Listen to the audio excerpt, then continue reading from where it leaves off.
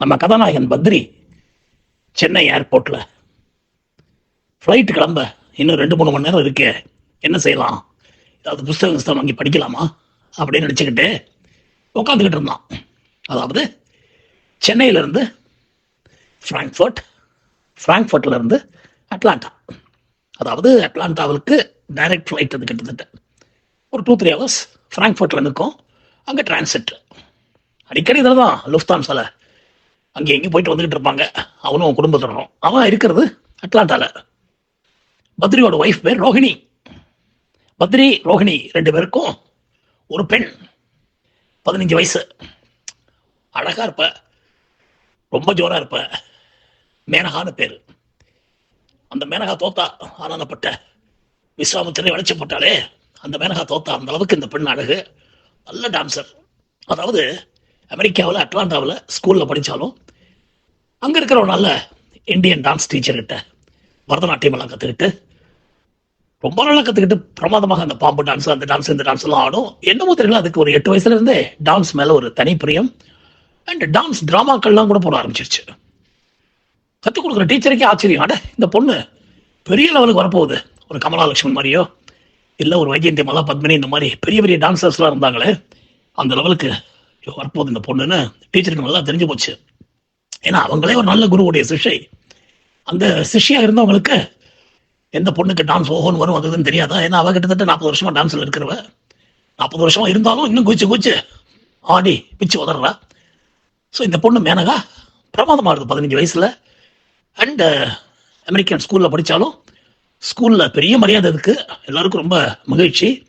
And நம்ம ராமாயணம் மகாபாரதம் அதில் வர சில சீன்ஸ் எல்லாம் டான்ஸ் ட்ராமாவாக போட்டு வெள்ளக்கார பொண்ணுங்களையும் போட்டு அங்கே இருக்கிற பசங்க சில பேரை யூஸ் பண்ணிக்கிட்டு பிச்சு உதறிடும். அதாவது ஒரு ப்ரோக்ராமும் ஸ்டாண்டிங் ஓவேஷன்.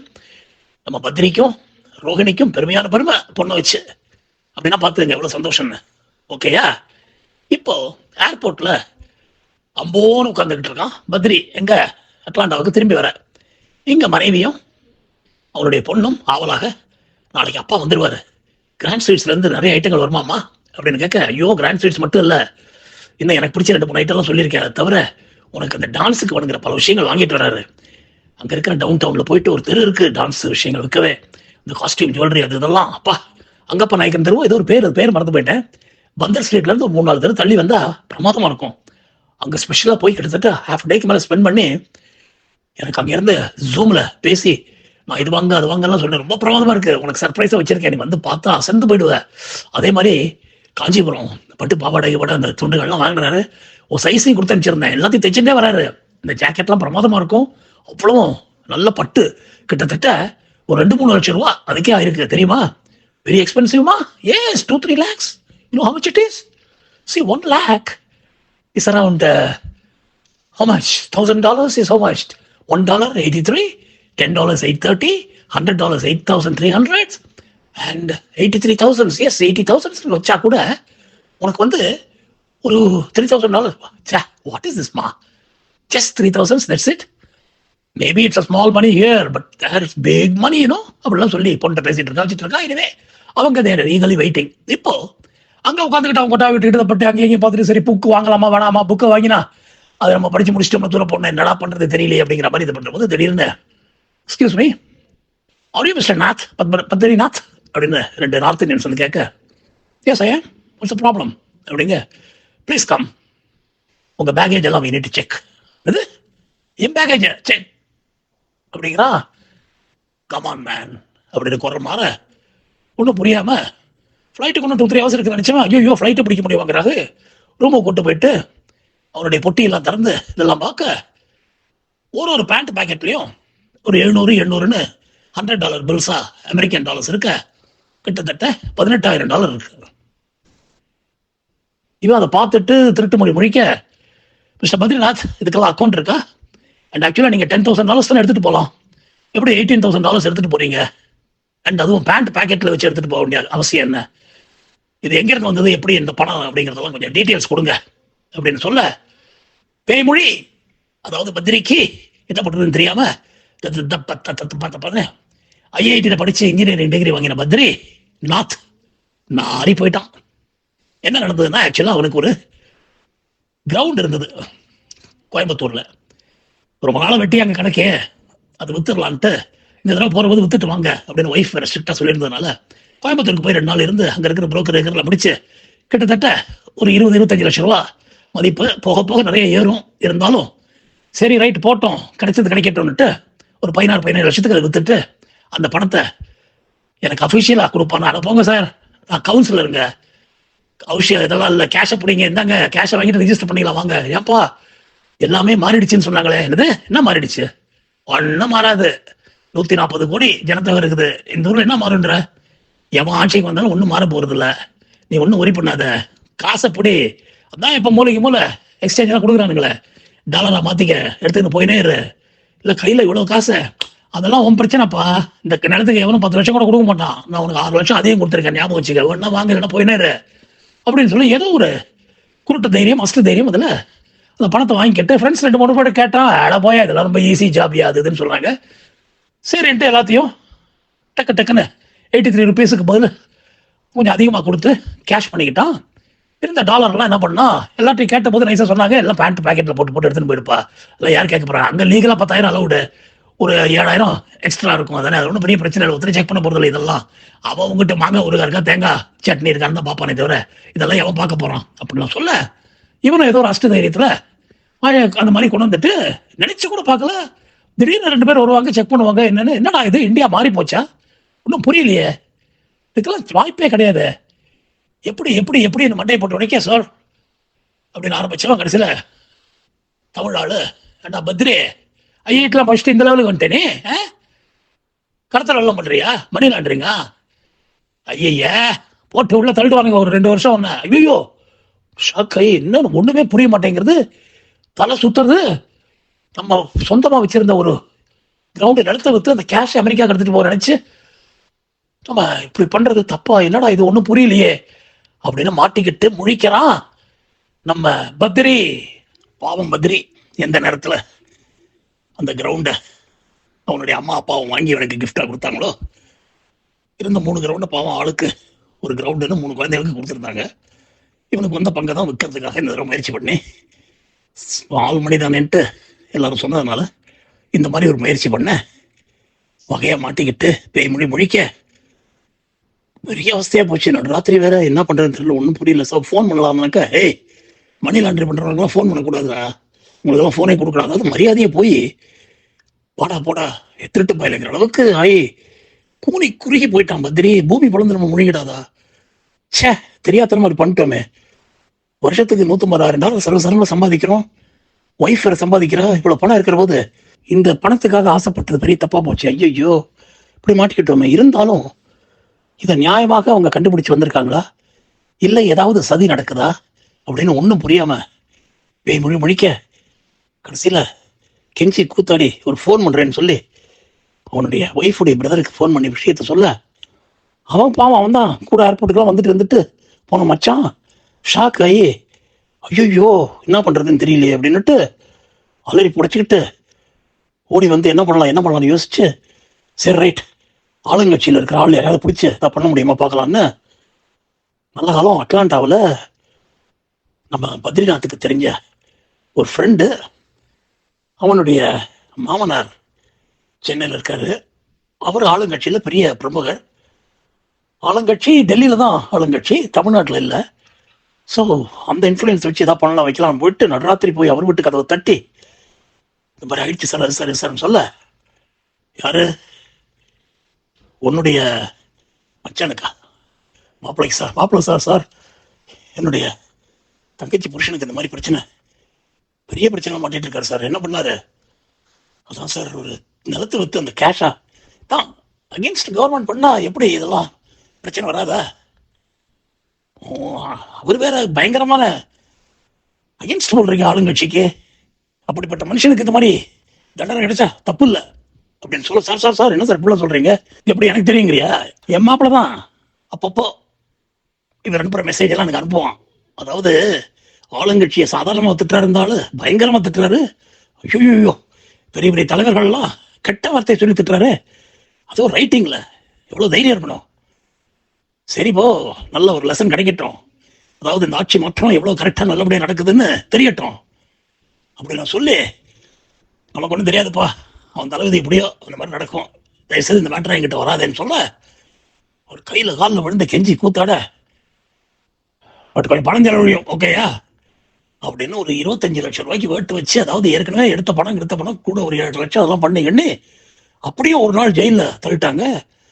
அங்கே உள்ள போனா எல்லாம் என்னப்பா ஆளுங்கட்சிக்கு எதிரியானே, வெண்ட நிமித்திருவான் ஜாகிரத, ஆளுங்கட்சியை பத்தி மூச்சு விடக்கூடாதுனே, அப்படி இப்படின்னு சொல்லி எல்லாம் சொல்ல இவனுக்கு ஒன்றும் புரிய மாட்டேங்கிறது. என்னடா இது ஒன்று அப்படி இப்படி 2-3 நாள்ல அமெரிக்காவுக்கு நொந்து நூடுல்ஸ் ஆகி ஷாக்கு வெளியிருந்த முகத்தோட வந்து சேர்றான். அங்க அந்த பிரமுகர் ஏதோ போனா போதுன்னு ஹெல்ப் பண்ண, இல்லைன்னா 2 இயர்ஸ் உள்ளதில் இருப்பாங்க, ஏதோ ஒரு 8 லட்சம் செலவோட போச்சு உங்களுக்கு, அது தவிர அந்த 16 லட்சம் வர போச்சு, அதையும் அமைக்கிட்டானுங்க.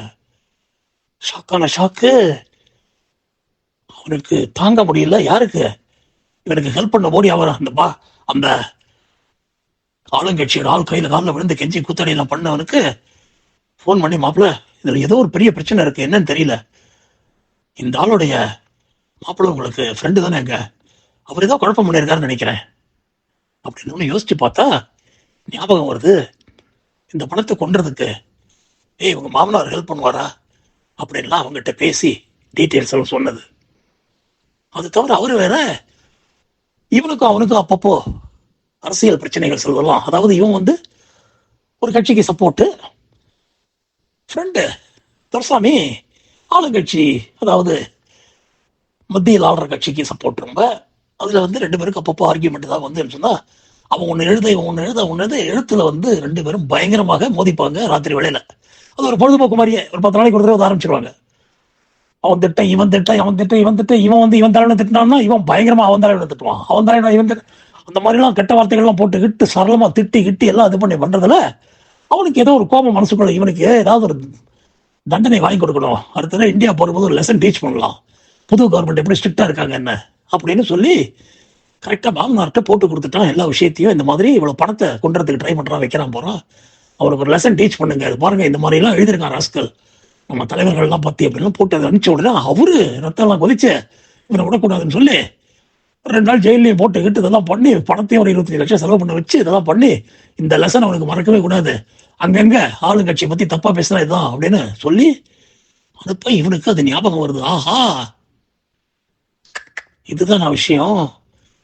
சோ துரசாமி நமக்கு நண்பனா இருந்துகிட்டு முதுகலை குத்திருக்கான் ராஸ்கல். சோ இதுக்கு என்ன செய்யலாம்னு மண்டையை போட்டு உடைச்சுக்கிறான். அவ்வளவுதான், வெறி பிடிச்சிருச்சு. யாருக்கு? நம்ம பத்ரிநாத். பத்ரிக்கு வெறி பிடிச்சா என்ன ஆகும்? நல்ல புத்திசாலி இன்டெலிஜென்ட் ஃபெலோ, இங்க கூட ஃப்ரெண்டு மாதிரி நடிச்சுக்கிட்டு இருக்கிற ராஸ்கல் ஏதோ பொலிட்டிக்கல் இதில் இவனுக்கு ஒரு கட்சியை பிடிக்கும் அவனுக்கு ஒரு கட்சியை பிடிக்குங்கிறத மனசுல வச்சுக்கிட்டு இவனை இந்த மாதிரி மாட்டி விட்டு ஒரு 25 லட்சம் ரூபாய் செலவு வச்சு அந்த பணம் கூட எம்ஏ போச்சு. பட் எத்தனை அவமானம், அவனுக்கு பேசின வார்த்தைகள், ஜெயிலுக்குள்ள நடந்த விஷயங்கள், அந்த ஏர்போர்ட்ல அத்தனை கண்களும் இவனையே பார்த்ததுதான் நினைச்சு கிட்டத்தட்ட அப்படியே அக்னி குழம்பாயிட்டான். அதாவது குருசாமி ஒவ்வொரு நிமிஷமும் ஒவ்வொரு நொடியும் நம்ம செஞ்ச தவறுக்கு தண்டனை அனுபவிச்சே தீரணும். ராஸ்கல் என்ன மாதிரி மனுஷ பிறவி அவன் அப்படின்னு முடிவு பண்ணி என்ன செய்யலாம்ட்டு ரூம் விட்டு கூட வெளியில வராம ஆபீஸ்க்கு 1 மாசம் லீவை போட்டு ஒய்ஃபு பொண்ணெல்லாம் பதறி போய் எல்லாம் என்னாச்சுங்கிற போது ஒரு நாளைக்கு நைட்டு ஒய்ஃப்ட கதறி எழுதுகிட்டு, இதை யார்கிட்டையும் வெளியில சொல்லாத தயவு செய்து, முதுகலை குத்தின மகா பாவி அந்த குருசாமி குடும்பத்தோட பல்ல அழிச்சுக்கிட்டு பழகிற ராஸ்கல். எனக்கும் அவனுக்கும் சின்ன ஒரு வித்தியாசம் இருந்தது பொலிட்டிக்கலி. ஆனா நாங்க 2 பேருமே யூஎஸ் சிட்டிசன்ஸ், நம்ம குடும்பமும் சரி அவங்க குடும்பமும் சரி யூஎஸ் சிட்டிசன்ஸ் தானே. இருந்தாலும் அதை மனசுல வச்சுக்கிட்டு அவன் மாமனார் ஆளுங்கட்சியில பெரிய ஆளுன்னு என்னை மாட்டி விட்டு வேடிக்கை பார்த்து ரசிச்சிருக்கான். எவ்வளவு ஒரு குரூர புத்தி அவனுக்கும் சரி. மாமனார் கூட நான் புரிஞ்சுப்பேன், பிகாஸ் பாலிடிக்ஸ்ல இருக்கான் அந்த குண்டன். ஆனா இவன் ஃப்ரெண்டா பழகி இப்படி பண்ணலாமா? என்ன க்ளோஸ் ஃப்ரெண்ட் இல்லை, அப்படி இருந்தாலும் என்ன செய்யலாம்? அவன் ஒவ்வொரு செகண்டும் அவன் செஞ்ச தப்புக்கு தண்டனை அனுபவிக்கணும். எனக்கு 25 லட்சம் செலவு வச்சான்ல, அவனுக்கெல்லாம் ஒரு 200 கோடி அவன் மாமனார் அத்தனை பேரும் செலவழிக்கிற மாதிரி அவன் வாழ்க்கையை அழிக்காம விட மாட்டேனா? என்னங்க படிச்சவர் நீங்கெல்லாம், படிச்சவங்கெல்லாம் படிச்சவனாவது கிடைச்சவனாவது, படிக்காத முட்டாள இருக்கணும்னு தான் ஆசைப்படுறேன். படிச்சதுனாலதான் என் மூளை இவ்வளவு வேகமா வேலை செய்யுது. அவனை நான் விட மாட்டேன், அவனை விடவே மாட்டேன். அவன் ஒரு நொடியும் செஞ்ச தப்புக்கு ரிக்ரெட் பண்ணாதான் அவனை விடுவேனா? என்ன அநியாயம் ராஸ்கல்! நம்பிக்கை துரோகம். ஒரு பொறுமை தீக்க ஒய்ஃப் அவனை சமாதானப்படுத்தி முடியுது பாருங்க. நீங்க அவன் மேல எனக்கு எங்களையும் அவாய்ட் பண்றீங்க. உங்க பொண்ணு நொந்து நுடல்ஸா இருக்கா பாவம் அப்படிலாம் சொல்லி பொண்ணையும் கூப்பிட்டு பொண்ணையும் அழைச்சிக்கிட்டு அவன் ஒன்றும் இல்லைம்மா அப்பாவுக்கு ஒரு சின்ன ப்ராப்ளம் ஆகி போச்சு அப்படி இப்படிலாம் சொல்லி அந்த பொண்ணுக்கு புரிஞ்சும் புரியாத வயசு. அண்ட் என்ன செய்யறது என்னன்னு தெரியாம முடிக்கிற போது அம்மாக்காரி அந்த பொண்ணுகிட்ட தனியா அது பாரு அவங்ககிட்ட பேசணும், ஆனா இந்த விஷயம் உனக்கு எனக்கு மட்டும்தான், ஓகேயா? அது நல்லா ஞாபகம் வச்சுக்க அப்படின்னு சொல்ல, ஷுவர்மா, இல்லைன்னா உங்க அப்பா பைத்தியம் பிடிச்சு பாய புரண்டுவார், அந்த ஸ்டேஜுக்கு போயிட்டார் பாவம், அந்த அளவுக்கு அவர் அடி வாங்கிட்டார் அப்படின்னு சொல்ல, டான்ஸ் டிராமாவா இந்த விஸ்வாமித்திரன் அண்ட் மேனகா கதை ஞாபகம் இருக்கு? ஆமா, தட் கிரேட் முனி, yes, that great saint was hating women, but she somehow attracted him, managed him. Yes, அதை நீ துரசாமிட்டு பண்ணணும். வாட்? உனக்கு வயசு கம்மி, புரியாது, பட் இருந்தாலும் அப்பா நல்ல நிலைமைக்கு வரணும், அதை பண்ணி ஆகணும் நீ சொல்ல. பொண்ணுதான் சின்ன வயசுலயே புஷாரி பொண்ணுதாச்சு, என்னவோ அப்பாவுக்கு நடந்திருக்கு வச்சிருக்கிறது வந்து ஒரு மாதிரி அம்மாக்கா நீ அழகா சொல்லி இதை பாரு இந்த விஷயம் நமக்குள்ளதான் சொல்ல, கரெக்டா ஒரு அக்கேஷன்ல மாட்டலாம் துரசாமி. அவ்வளவுதான். அந்த நவராத்திரி டயத்துல ஒரு தடவை வரும்போது, அங்கிள் இந்த ரிஹர்சல் பார்க்குறேன், நீங்கள் எனக்கு ஹெல்ப் பண்ணுங்களேன், எல்லாரும் வரத்துக்கு இன்னொரு 1 hour ஆகும், நான் ப்ராக்டிஸ் பண்ணுறதுக்கு நீங்கள் இந்த விஸ்வாமித்திர முனிவர் மாதிரி நிற்கணும் எல்லாம் சொல்லி கிள்ளி எல்லாம் பண்ணி அவன் விஸ்வாமித்திர ஐயோ பாவம் குழந்தை ஆசைப்படுறதுன்ட்டு வந்து நிற்க, அந்த வச்சிருந்த தாடி கிடி இந்த மாதிரி விஷயங்கள்லாம் அவனை கொட்டி விட்டு, haha you look exactly like that அப்படின்னு சொல்லி அவனை டெம்ப் பண்ணி எல்லாம் பண்ணி இது பண்ணி, அவ்வளவுதான் திடீர்னு மாமா